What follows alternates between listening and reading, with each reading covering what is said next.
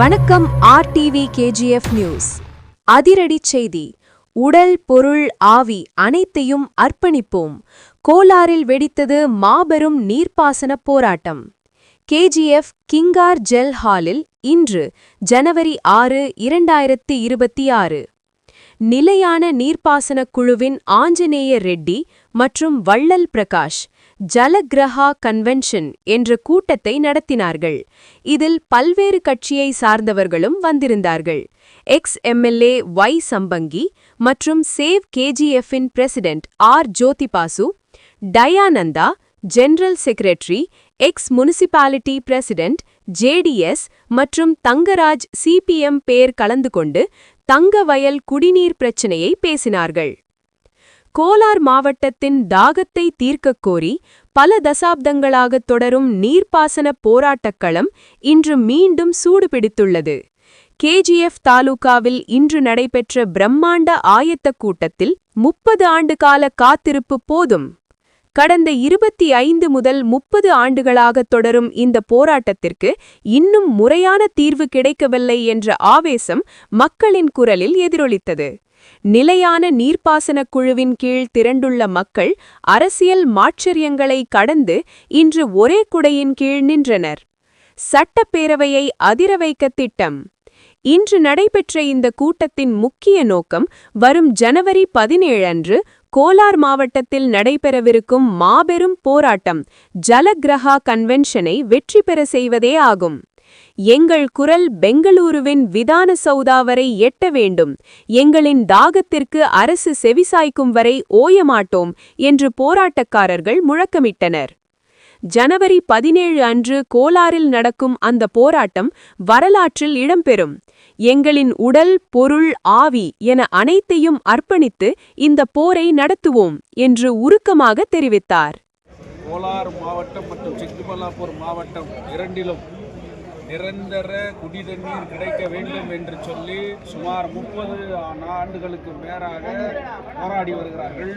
கோலார் சிக்மங்கலாபூர் மாவட்டம் வறட்சி மாவட்டம், ஒரு சரியான குடிநீர் இல்லாத இருக்கிறது.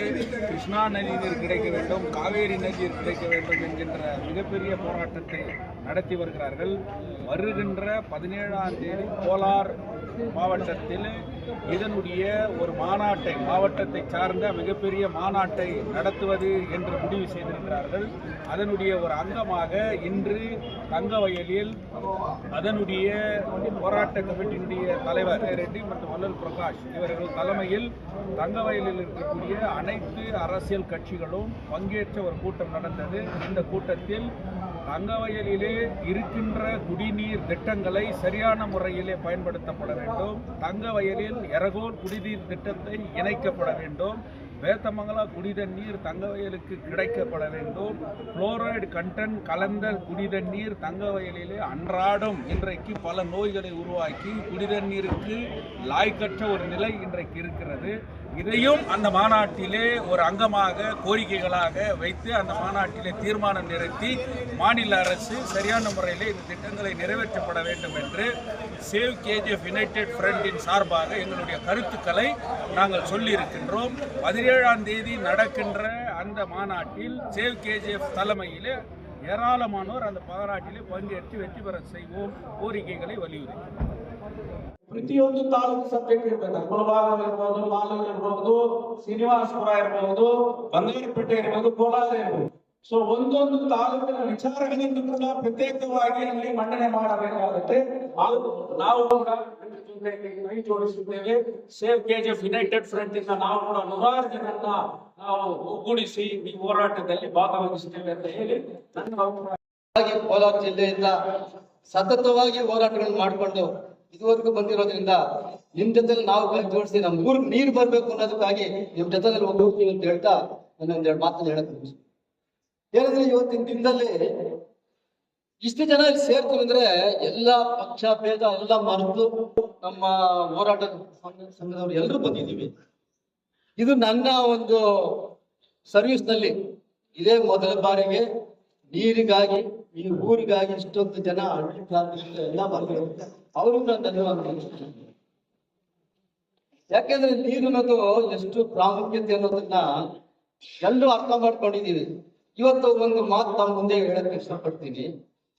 ಅಮೃತ್ ಸಿಟಿ ಯೋಜನೆ ಇದನ್ನ ಯಾಕೆ ಇದಾರೆ ತಗೊಂಡ್ ಬರ್ತಾ ಇದೀವಿ ಸಬ್ಜೆಕ್ಟ್ ಅನ್ನೋದಕ್ಕೆ, 9 ಕಿಲೋಮೀಟರ್ ಬೇತಪಾಳದಿಂದ ಕೆಜಿಎಫ್ಗೆ ನೀರಿನಿಂದ ಪೈಪ್ ಹಾಕೋದು, ಒಟ್ಟು 14 ಕಿಲೋಮೀಟರ್ ಮನೆ ಮನೆಗೆ ನೀರು ಕೊಡ್ಬೇಕು ಅಂತ ಅಮೃತ್ ಸಿಟಿ ಮೂಲಕ 2017ರಲ್ಲಿ ವರ್ಕ್ ಆರ್ಡರ್ ಕೊಟ್ಟು 2018ರಲ್ಲಿ ವರ್ಕ್ ಸ್ಟಾರ್ಟ್ ಮಾಡಿದ್ರು. 5 ವರ್ಷಗಳ ಕಾಲ ಅವ್ರಿಗೆ ಅವಧಿ ಇರ್ತದೆ. ಆದ್ರೆ ಈಗ 26 ಆಯ್ತು, ಇದುವರೆಗೂ ಕೆಲಸ ಮುಗಿಸಿಲ್ಲ, ಮನೆಗೆ ನೀರು ಹೋಗಿಲ್ಲ. ನಮ್ಮ ಜನ ಟ್ಯಾಂಕರ್ ನಲ್ಲಿ ನೀರು ಕುಡಿತಾ ಇದ್ದಾರೆ. ಯಾಕೆ ಈ ಸಂದರ್ಭದಲ್ಲಿ ನೀರಿನ ಪರವಾಗಿ ನಾನು ಮಾತಾಡ್ತಿದ್ದೆ, ನೀರಿಗಾಗಿ ಹೋರಾಟ ಮಾಡೋ ಕಾಲದಲ್ಲಿ ಇಂಥ ನಮ್ಮ ಊರು ಇಷ್ಟು ಹಿಂದೆ ಬಿದ್ದಿದೆ ಅಂದ್ರೆ ಒಂದು ಅಮೃತ್ ಸಿಟಿ ಅಂತ ಕೇಂದ್ರ ಸರ್ಕಾರದ ಬಜೆಟ್ ಅದು. ಆ ಹಣದಿಂದ ಮನೆ ಮನೆಗೆ ನೀರು ಕೊಡ್ಬೇಕು ಅನ್ನೋ ಕಾರ್ಯಕ್ರಮಕ್ಕೆ ಇದುವರೆಗೂ ಚಾಲನೆ ಆಗಿಲ್ಲ, ಎಲ್ಲಿನೂ ಪೈಪ್ ಆಗಿಲ್ಲ. ಕೆರೆ ತುಂಬಿ ಓಡಿ ಹೋಯ್ತು, ಆದ್ರೆ ಇಲ್ಲಿರೋ ಚಾಂಪಿಯನ್ಗೆ ನೀರು ತುಂಬಿಸಕ್ಕಾಗಲ್ಲ. ಈ ಬೇಸಿಗೆ ಕಾಲ ಸ್ಟಾರ್ಟ್ ಆದ್ರೆ ಜನ ಬರೀ ಟ್ಯಾಂಕರ್ ನೀರಿಗೆ ನಂಬ್ಕೊಂಡಿರ್ತಾರೆ, ಅದನ್ನ ನಂಬ್ಕೊಂಡು ಹೋಗ್ತಾರೆ. ಆದ್ರಿಂದ ಈಗ ಏನು ಕೆಜಿಎಫ್ನಲ್ಲಿ ನೀರನ್ನು ತಗೊಂಡ್ ಬರ್ಬೇಕು ಅನ್ನೋದು, ಅದೇ ಒಂದು ಮೇಕೆದಾಟು ಆಗ್ಲಿ, ಇನ್ನೊಂದು ಆಗ್ಲಿ, ಇದನ್ನೆಲ್ಲ ನೀವು ಕೈಗೊಂಡಿದ್ದೀರಲ್ಲ, ಇದಕ್ಕೆ ನನಗೆ ನಿಮ್ಮ ಪಾದಗಳನ್ನು ನಮಸ್ಕರಿಸ್ತೀನಿ ನಾನು. ಯಾಕಂದ್ರೆ ನೀರು ತಂದು ಕೊಡಿ ಅಂತ ಕೇಳೋದಕ್ಕಾಗಿ ಇಷ್ಟು ಜನ ಒಗ್ಗಟ್ಟಿಂದ ನಾವು ಸೇರಿದ್ದೀವಲ್ಲ, ಆದ್ರಿಂದ ನಿಮ್ಮ ಹೋರಾಟಕ್ಕೆ ಇವಾಗ ತೆಲಂಗಾಣ ಹೋರಾಟ ಮೇಲೆ ಮಾಡಿದ್ರು, ಅದಕ್ಕೆ ತೆಲಂಗಾಣ ಬೇರೆ ಆಯ್ತು, ಆಂಧ್ರದಲ್ಲಿ ಇದು ಬೇರೆ. ಆದ್ರಿಂದ ಆ ತರ ಹೋರಾಟಕ್ಕೂ ನಾವು ಸಿದ್ಧ ಇರ್ತೇವೆ ಅಂತ ಪಕ್ಷಭೇದ ಬರ್ತದೆ ಜೊತೆಲಿ ಇರ್ತೇನೆ. ನನ್ನ ಮಾತು ಮುಗಿಸ್ತೇನೆ. ಜಯಂತಿ ಅಂತ ಶಾಶ್ವತ ನೀರಾವರಿ ಹೋರಾಟ ಸಮಿತಿಗೆ, ರಾಜಕೀಯ ಪಕ್ಷದ ಎಲ್ಲ ಪ್ರಮುಖ ಮುಖಂಡರೇ, ನಮ್ಮ ಆತ್ಮೀಯ ಸಹೋದರರಾದಂಥ ಸಂಗ್ರಾಜನವರು, ಜ್ಯೋತಿ ಬಸವಣ್ಣವರೇ, ದಯಾಳವರೇ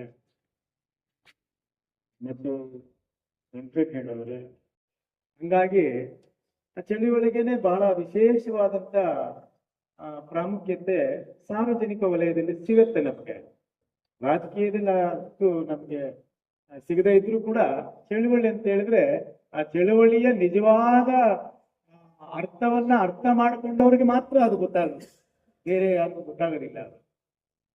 ಸಾವಿರಾರು ಲಕ್ಷಾಂತರ ಚಳುವಳಿಗಳನ್ನ ದಿನನಿತ್ಯ ನಮ್ಮ ದೇಶದಲ್ಲಿ ನಡೀತಾನೆ ಇದೆ.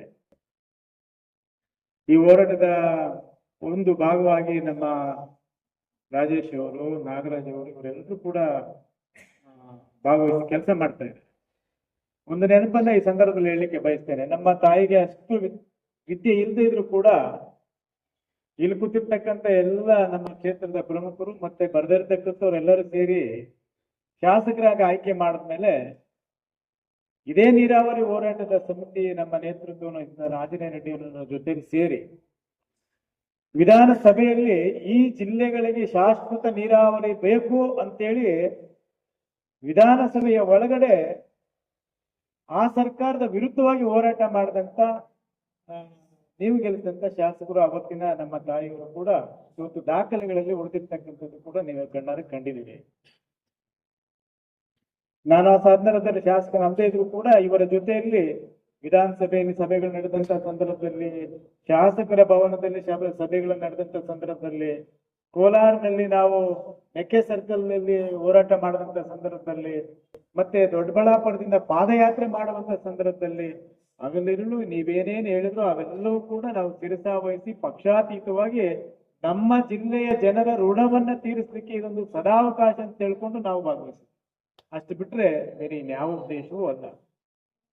ಇನ್ನು ಉಳಿದ ವಿಷಯಗಳನ್ನ ಆ ಸಮಿತಿಯ ಆ ಕಳೆದ ಅವಧಿಯಲ್ಲಿ ಏನೇನಾಯ್ತು, ಇದರನ್ನ ಯಾರು ಉಪಯೋಗ ಪಡ್ಕೊಂಡು ಬೇರೆ ಕಡೆ ಎಲ್ಲ ಏನೇನಾಯ್ತು ಅನ್ನೋದ್ರ ಬಗ್ಗೆ ಏನೂ ನಾನು ಮಾತಾಡಕ್ ಹೋಗೋದಿಲ್ಲ. ಬಟ್ ಆಂಜನೇಯ ರೆಡ್ಡಿ ಅವರು ಮತ್ತೆ ತಂಡ ಏನಿದೆ ಅವತ್ತಿನಿಂದ ಇವತ್ತಿನವರೆಗೂ ಇರುವ ತಂಡದಲ್ಲಿ ನೀವು ಉಳಿದಂತವರು ನಮ್ಮನ್ನೆಲ್ಲರನ್ನು ಮತ್ತೆ ತಿರುಗಿ ನಿಮ್ಮ ಒಟ್ಟಿಗೆ ಕರ್ಕೊಂಡು ಹೋಗೋದಕ್ಕೆ ಈ ಒಂದು ಪೂರ್ವಭಾವಿ ಸಭೆಗಳನ್ನ ಮಾಡ್ತಾ ಇದ್ದೀರಿ. ನಮಗೆ ತೋಚಿದ ಒಂದಿಷ್ಟೇ, ಈ ಪೂರ್ವಭಾವಿ ಸಭೆಯನ್ನ ಕೆಜೆಪಲ್ಲಿ ಮಾಡಬೇಕು, ಅದಕ್ಕೆ 6ನೇ ತಾರೀಕು ನಿಮ್ಮ ತಾಲೂಕಿನಲ್ಲಿ ನಿಗದಿ ಮಾಡ್ಕೊಂಡಿದ್ದೀವಿ, ನೀವೆಲ್ಲರೂ ಕೂಡ ಇದ್ದು ಅದು ಯಶಸ್ವಿ ಆಗ್ಬೇಕಂತ ಹೇಳಿದ್ರೆ ಅಷ್ಟೇ. ಅದಕ್ಕೆ ನಾವೇನು ನಿಮ್ಮ ಹತ್ರ ಚರ್ಚೆನೆ ಮಾಡಲಿಲ್ಲ. ಯಾಕೆ ಮಾಡ್ತೀರಿ, ಹೇಗ್ ಮಾಡ್ತೀರಿ, ಯಾರ್ಯಾರು ಬರ್ತಾರೆ, ಏನು ಯಾವ ಚರ್ಚೆಗೂ ನಾವು ಹೋಗ್ಲಿಲ್ಲ. ನಮ್ಮ ತಲೆಯಲ್ಲಿ ಉಳಿದಿದ್ದಿಷ್ಟೇ, ಶಾಶ್ವತ ನೀರಾವರಿ ಅಂತ ಹೇಳಿದ್ರೆ ನಮ್ಮ ಜಿಲ್ಲೆಗೆ ಅಗತ್ಯ. ಮನುಷ್ಯನಿಗೆ ಬೇಕಾಗಿರ್ತಕ್ಕಂಥ ಈ ಮೂಲಭೂತ ಸೌಕರ್ಯಗಳಿಗೆ ನಾವು ಹೋರಾಟ ಮಾಡಿಲ್ಲ ಅಂತ ಹೇಳಿದ್ರೆ ನಾವ್ ಯಾವ ರಾಜಕಾರಣಿ ಆಗಕ್ಕೆ ಸಾಧ್ಯ ಆಗುತ್ತೆ? ಮತ್ತೆ ನಾವ್ ಯಾಕೆ ಈ ಜನರ ಹತ್ರ ಓಟ್ ಕೇಳಕ್ಕಾಗುತ್ತೆ? ಕನಿಷ್ಠ ಬದ್ಧತೆ, ಕಮಿಟ್ಮೆಂಟ್ ಇಲ್ಲ ಅಂತ ಹೇಳಿದ್ರೆ ನಾವ್ಯಾರು ಬಾಬಾ ಸಾಹೇಬ್ ಅಂಬೇಡ್ಕರ್ ಅನುಯಾಯಿ ಆಗ್ಲಿಕ್ಕೆ ಸಾಧ್ಯ ಆಗುತ್ತೆ ಅನ್ನೋದು ನಮ್ಮ ಮೂಲ ಪ್ರಶ್ನೆ. ಹಾಗಾಗಿ ನಿಮ್ಮನ್ನೇನೂ ಪ್ರಶ್ನೆ ಕೇಳಿದ್ರೆ ನಾವು ಈ ಸಭೆಯಲ್ಲಿ ಭಾಗವಹಿಸೋ ಕಾರಣ ಇಷ್ಟೇ, ನಮ್ಮ ಕ್ಷೇತ್ರದ ಜನರ ಪರವಾಗಿ ಜೊತೆಗೆ ಈ ಅಖಂಡ ಜಿಲ್ಲೆಗಳೇನಿದೆ ಚಿಕ್ಕಬಳ್ಳಾಪುರ ಮತ್ತು ಕೋಲಾರ, ಅದರ ಜೊತೆಗೆ ಬೆಂಗಳೂರು ಗ್ರಾಮಾಂತರ, ಈ ಮೂರೂ ಜಿಲ್ಲೆಗಳ ಇವತ್ತಿನ ಪರಿಸ್ಥಿತಿ ನಮ್ಗೆ ಯಾರಿಗೂ ಅರ್ಥನೇ ಆಗದೆ ಇರ್ತಕ್ಕಂಥ ಒಂದು ಪರಿಸ್ಥಿತಿ ನಾವಿದ್ದೀವಿ. ಕಾರಣ ಏನಂತ ಹೇಳಿದ್ರೆ, ನೀರು ಅಂತ ಹೇಳಿದ್ರೆ ನೀರು ಕೊಟ್ರೆ ಸಾಕು, ಉಳಿದೆಲ್ಲವೂ ನಾವು ತಗೊಂಡ್ಬಿಡ್ತೀವಿ, ಉಳಿದೆಲ್ಲವೂ ನಾವು ತಗೊಳ್ತೀವಿ. ಪ್ರಕೃತಿ ಕೊಡ್ತಕ್ಕಂಥ ಈ ನೀರಿನ ಅನುಭವವನ್ನ ಬೇರೆ ಯಾರ್ಯಾರೋ ಪಡ್ಕೊಳ್ತಾ ಇದ್ದಾರೆ. ಆದ್ರೆ ನಮಗ್ ಸಿಗ್ತಾ ಇಲ್ವಲ್ಲ ಅನ್ನುವಂಥ ಕೊರಗು ಅನೇಕ ವರ್ಷಗಳಿಂದ ಹೋರಾಟಗಳ ಮೂಲಕ ಜ್ವಲಂತವಾಗಿ ಸಮಸ್ಯೆ ಉಳಿದಿದೆ. ಈ ಸಮಸ್ಯೆ ಬಗೆಹರಿಬೇಕಂತ ಹೇಳಿದ್ರೆ ನಾವೆಲ್ಲರೂ ಕೂಡ ಹೋರಾಟವನ್ನೇ ರೂಪಿಸ್ಕೊಳ್ಬೇಕಾಗ್ತದೆ, ಪಡ್ಕೊಳ್ಬೇಕಾಗ್ತದೆ. ಹಂಗಾಗಿ ಬಂಧುಗಳೇ, ಇದೇ ತಿಂಗಳು 17ನೇ ತಾರೀಕು ಕೋಲಾರಲ್ಲಿ ದೊಡ್ಡ ಪ್ರಮಾಣದಲ್ಲಿ ಒಂದು ಹೋರಾಟವನ್ನ ಮಾಡಬೇಕು ಅಂತೇಳಿ ಎಲ್ಲರ ನಿಶ್ಚಯ ಆಗಿರೋದ್ರಿಂದ ನಾವೆಲ್ಲರೂ ಕೂಡ ತಾಲೂಕಿನಲ್ಲಿ, ನಮ್ಮ ತಾಲೂಕಿನ ಎಲ್ಲ ಸಂಘ ಸಂಸ್ಥೆಗಳು ಮತ್ತೆ ಎಲ್ಲ ಪಕ್ಷದ ಮುಖಂಡರು ನಾವೆಲ್ಲರೂ ಒಟ್ಟಾಗಿ ಸೇರೋಣ.